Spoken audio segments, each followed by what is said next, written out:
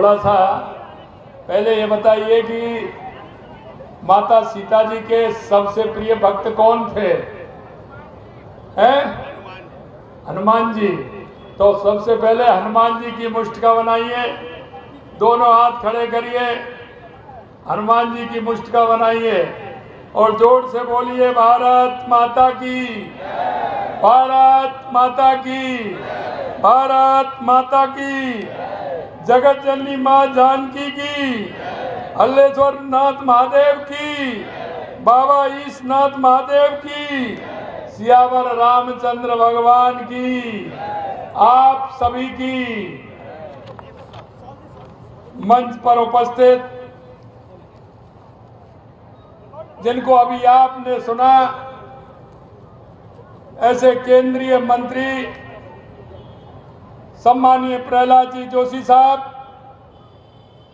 सीतामढ़ी के लोकप्रिय सांसद श्री देवेश चंद्र ठाकुर जी, आपकी यहीं की सांसद राज्यसभा श्री धर्मशिला गुप्ता जी, हमारे राजस्थान भीलवाड़ा के सांसद जो प्रदेश के महामंत्री भी हैं, आपके सहयोग के लिए यहाँ आए हैं, ऐसे दामोदर अग्रवाल जी, सांसद जम्मू कश्मीर जो 8-10 दिन के आपके बीच में हैं, भाई युगल शर्मा जी, मंत्री बिहार सरकार श्री मोतीलाल प्रसाद जी, मंत्री राजस्थान सरकार, मेरे कैबिनेट में मेरे साथी भाई अविनाश गहलोत जी, विधायक सीतामढ़ी श्री मिथिलेश कुमार जी, विधायक उत्तराखंड अरविंद पांडे जी, जिला अध्यक्ष भाजपा श्री मनीष गुप्ता जी, जिला अध्यक्ष जेडीयू सत्येंद्र कुशवाहा जी, जिला अध्यक्ष आरएलएम श्रीमती चंद्रिका पासवान जी, श्री सकीद्दीन जी, जिला अध्यक्ष हम, और हमारे प्रत्याशी विधानसभा दीघा से भाजपा प्रत्याशी बैजनाथ प्रसाद जी, परिहार भाजपा से प्रत्याशी श्रीमती गायत्री देवी जी, सीतामढ़ी से प्रत्याशी श्री सुनील कुमार पिंटू जी, नतनाहा से भाजपा प्रत्याशी अनिल राम जी, विधानसभा सुरसंड से जेडीयू प्रत्याशी नागेंद्र राव जी, मंच पर विराजमान सभी नेतागण और आप यहाँ पधारे सभी मेरे पूजा योग बुजुर्गों, नौजवान दोस्तों और इतनी बड़ी संख्या में आई मेरी माता बहनों, सबसे पहले तो मैं आप सभी का वंदन करता हूँ, अभिनंदन करता हूँ, आप सभी को मैं प्रणाम करता हूँ। आज मैं देख रहा हूँ कि इस आम सभा के अंदर महासभ के प्रणाम करी छे, महासभ के प्रणाम करे छी। बिहार में एनडीए सरकार बनाए ना, तो जोर से हाथ खड़े करो, बनाए ना, कमल का फूल खिलावाए ना। आज मैं मिथिला की पवित्र धरती पर खड़ा हूं, जहां की मिट्टी माता सीता की पावनता इसमें समाई हुई है। यह वही मिथिला है, यह जगत जननी मां जानकी जी का जो जन्म स्थान है। और आप यह भी जानते हैं कि जिस भूमि में के जमाई स्वयं भगवान श्री राम हैं, स्वयं भगवान श्री राम हैं, और मैं मेहंदीपुर बालाजी और सालासर बालाजी से आता हूं, तो इसमें बहुत बड़ा राजस्थान और बिहार का, क्योंकि मैं माता सीता रामचंद्र भगवान जी के जो परम भक्त थे, बालाजी महाराज, हनुमान जी महाराज, हम वहां से मैं आता हूं, इसलिए इनके बीच में इस भूमि पर मैं आया हूं। निश्चित रूप से इस भूमि का मैं चरण वंदन करता हूं, प्रणाम करता हूं, इस भूमि को मैं नमन करता हूं। ये मिथिला की यह धरती केवल आस्था की भूमि नहीं है, बल्कि ज्ञान, कला, संस्कृति और संस्कारों का साक्षात जननी है। महर्षि याज्ञवल, गार्गी, मैत्री जैसे महान विद्वानों की यह कर्म भूमि रही है। महाकवि विद्यापति ने भी इस पावन भूमि पर जन्म लिया है। मित्रों, बिहार केवल एक प्रदेश नहीं, बल्कि भारत की एक ज्ञान दीप है, ज्ञान दीप। बिहार को ज्ञान दीप के रूप में जानते हैं। ये वो भूमि है जब भगवान बुद्ध को ज्ञान प्राप्त हुआ। जहां भगवान महावीर ने अहिंसा का संदेश दिया, जहां गुरु गोविंद सिंह जी का जन्म हुआ, इस भूमि में नालंदा विक्रमशिला विश्वविद्यालय दिए जिसने विश्व को शिक्षा देने का काम किया। तब बिहार ज्ञान का केंद्र था। चाणक्य की कूटनीति, चंद्रगुप्त के शौर्य की है धरती सदैव गौरवशाली रही है। सम्राट अशोक ने इस पावन धरती से एक मजबूत और गौरवशाली राष्ट्र का निर्माण किया। बिहार भी इस पावन धरती को मैं नमन करता हूं, प्रणाम करता हूं, जहां से एक लोकतंत्र की स्थापना होने का काम भी यहां से हुआ है। इसका श्रेय बिहार को जाता है। लेकिन भाइयों बहनों, इतिहास के पन्नों में दर्ज इस गौरव को एक दौर में कलंकित करने का काम किया। और कलंकित करने का काम कैसे किया? यहाँ का आपने जंगल राज देखा होगा। मैं इसलिए कहना चाहता हूं उन युवाओं को, क्योंकि जब उस समय उनकी उम्र 8 साल 10 साल होगी, आज वो 32 साल और 35 साल के युवा होंगे। क्योंकि जब जिस तरह की स्थिति बिहार के अंदर थी, आप सभी ने देखी होगी, हमारे बुजुर्गों के साथ बैठना और 15 और 20 साल पहले, 20 साल पहले का बिहार के बारे में देखना कि किस तरह से यहाँ ये स्थिति होती थी। मैं आपको कहना चाहता हूँ, अपहरण, बलात्कार, हत्या, लूट और डकैती रोजमर्रा की बात हो गई थी। युवाओं के साथ हाथ में किताब नहीं बल्कि बंदूकें थमा दी गई थी। सड़कों पर गड्ढे नहीं गड्ढे में सड़क दिखती थी। शिक्षा व्यवस्था चरमराई हुई थी। स्वास्थ्य सेवाएं ठप थी। उस दौर में बिहार देश का सबसे पिछड़ा राज्य कहा जाता था, सबसे पिछड़ा राज्य कहा जाता था। उद्योग धंधे बंद हो गए थे, रोजगार के अवसर समाप्त हो गए थे। बिहार के युवाओं को रोजी रोटी के लिए दूसरे प्रदेश में पलायन करना पड़ता था। माता बहनों को घर से बाहर निकलने में भयभीत रहती थी। जो बिहार के एक समय ज्ञान और दर्शन का केंद्र था, उसे आरजेडी और कांग्रेस ने भ्रष्टाचार में तार तार कर दिया था, तार तार कर दिया था। बिहार के गौरव को मिट्टी में मिला दिया था। मुझे ध्यान है, जब लालू प्रसाद यादव दूर दराज के गांव में दौरा करते थे और लोग जब सड़क, पानी और बिजली के लिए मांग करते थे, परंतु पूर्ति नहीं होती थी, लालू जी क्या कहते थे? बोलते थे, यदि सड़क बन जाएगी तो यहाँ पुलिस और प्रशासन आपको तंग करेगा। किस तरह की सोच उन लोगों की थी, किस तरह से वो करते थे। मेरे भाई और बहनों, मैं आपसे इतना कहना चाहता हूँ, एनडीए और नीतीश कुमार जी के नेतृत्व में आज आप देख रहे हैं कितना परिवर्तन बिहार के अंदर आया है। मुख्यमंत्री नीतीश कुमार के नेतृत्व में एनडीए सरकार ने बिहार को फिर से अपना खोया हुआ गौरव वापस दिलाने का काम किया है। देश के यशस्वी प्रधानमंत्री जी के नेतृत्व में जिस तरह से पूरे देश के अंदर विकास हुआ है, वो आप सभी जानते हैं। जहाँ पहले अंधकार था, आज विकास की रोशनी दिख रही है। अभी देवेंद्र जी कह रहे थे, देवेश जी कह रहे थे, हमारे सांसद जी, मैं कहना चाहता हूँ, जहाँ पहले लालटेन भी नहीं जलती थी, आज बिहार के अंदर एलईडी बल्ब रोशनी कर रहा है, एलईडी बल्ब रोशनी कर रहा है। आज बिहार में कानून का राज स्थापित हुआ है। सड़कों की बात करें तो हजारों किलोमीटर की पक्की सड़कें बनी हैं।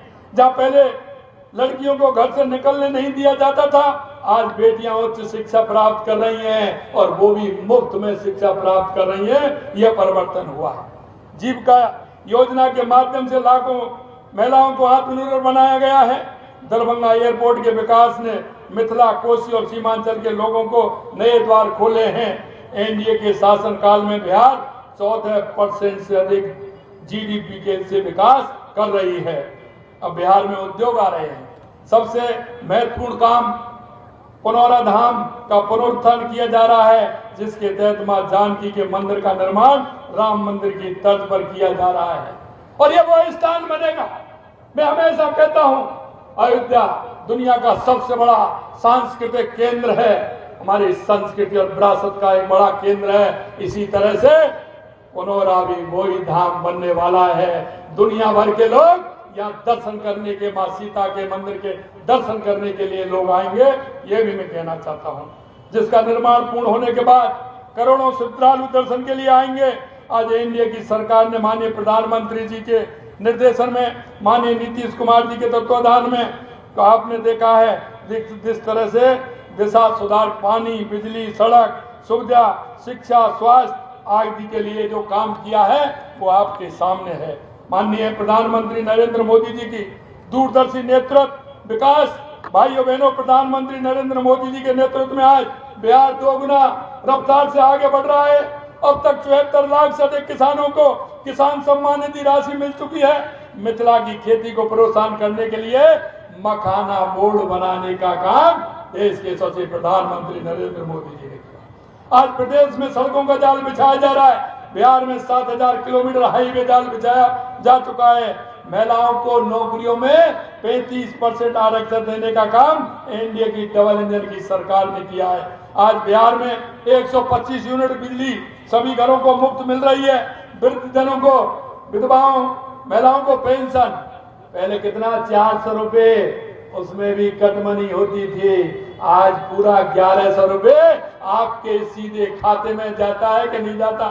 जाता है कि नहीं जाता? सीधा 1100 रुपए सीधा खाते में जाता है। क्या एक भी रुपया करता है क्या?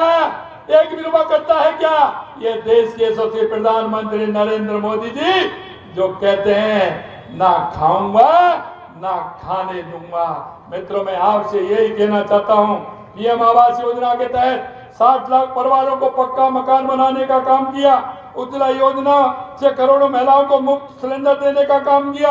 आयुष्मान भारत योजना से गरीब का मुफ्त इलाज भी मिल रहा है। अब तक प्रधानमंत्री जी ने बिहार को कितना पैसा दिया है? 14,85,000 करोड़ रुपए दिए हैं।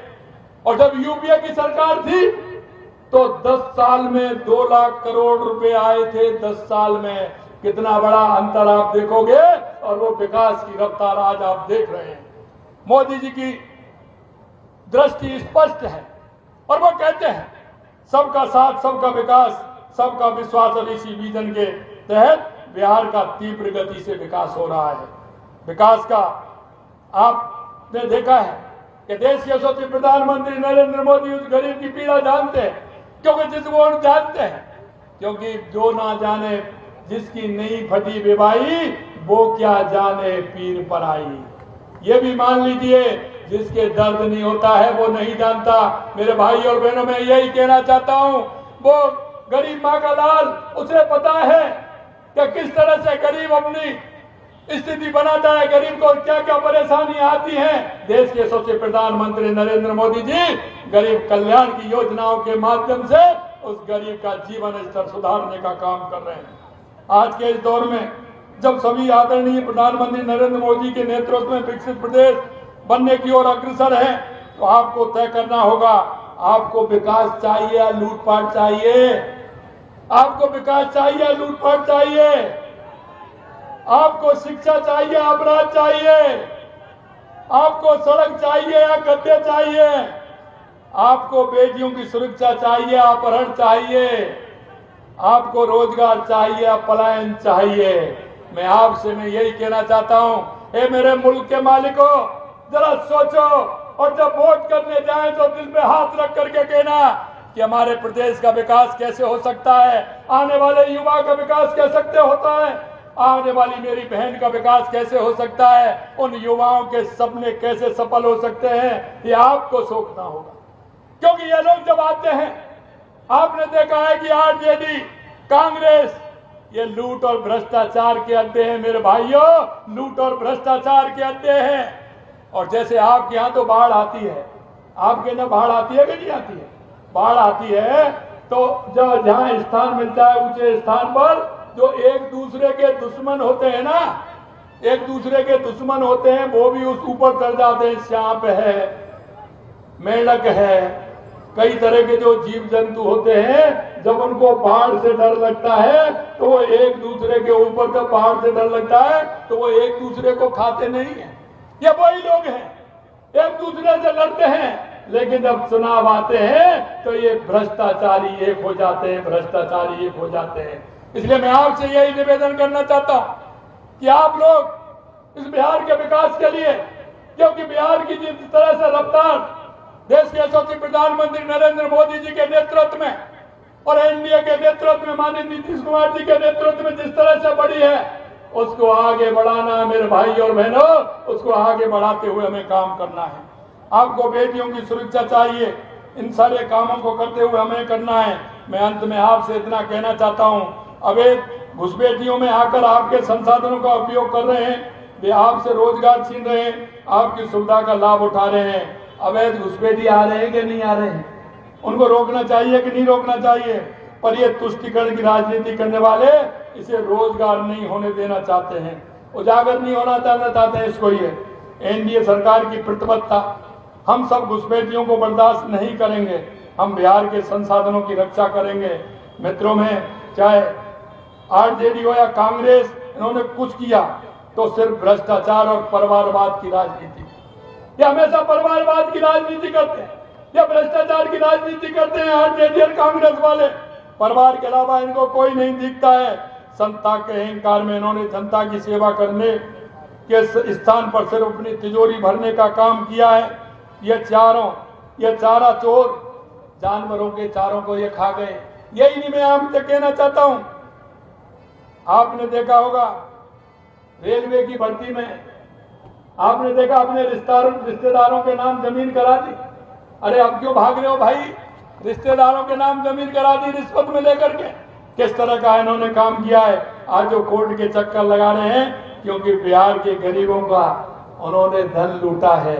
आज एक एक कर सारे घोटाले सामने आ रहे हैं। भाइयों बहनों, मैं इतना कहना चाहता हूं, एनडीए ने अपना हर वादा पूरा किया एवं बिहार को आगे बढ़ाने के लिए दिन रात मेहनत की। अगर आप अपने विधानसभा को फिर से राज में ले जाना चाहते हैं, विकसित बिहार का सपना साकार करना चाहते हैं, तो बाथना से भाजपा प्रत्याशी श्री अनिल कुमार राम को विधायक बना करके आपको विधानसभा के अंदर भेजना है। परिहार विधानसभा से श्रीमती गायत्री देवी जी को, रीगा विधानसभा से श्री बैद्यनाथ प्रसाद जी को और सीतामढ़ी विधानसभा से सुनील कुमार पिंटू जी को और सुरसंड से नागेंद्र राव जी को विजयी बना करके भेजना है। यह मैं आपसे अपील करना चाहता हूं। आप सभी अगर हाथ खड़े करके कहें तो मैं इनको पहना दूं माला पहना दूं। आप हमारे कर्मठ लोकप्रिय जनवरी विकास के प्रतीक हैं, इन्हें वोट दीजिए। देखिए कि आपके विधानसभा का विकास किस तरह से होता है। भाइयों बहनों, मैं अंत में इतना ही कहना चाहता हूं